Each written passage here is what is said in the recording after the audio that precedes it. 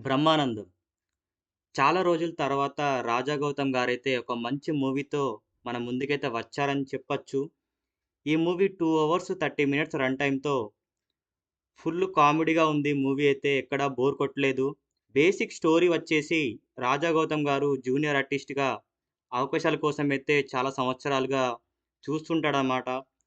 చాలా స్ట్రగుల్స్ అయితే ఫేస్ చేస్తుంటాడు. కానీ తనకి ఏ అవకాశం అయితే రాదు. సడెన్‌గా ఒక పెద్ద అవకాశం అయితే తనకైతే వస్తుందనమాట. వాళ్ళైతే 6,00,000 అయితే పే చేయమని జెప్తారు. మరి అదే టైంలో వాళ్ళ తాతయ్య అయిన మూర్తి గారు ఆ 6,00,000ని తనకిస్తానని చెప్తాడనమాట. ఆ 6,00,000 కోసం మన హీరో ఎన్ని సమస్యలు ఫేస్ చేశాడు, చివరికి తను ఆర్టిస్ట్ అయ్యాడా లేదా అనేదే remaining story. Plus points. Brahmanandam గారి క్యారెక్టర్ అయితే సూపర్ అని జెప్పొచ్చు. ఒక డిఫరెంట్ రోల్ అయితే తనకిచ్చారు ఈ మూవీలో.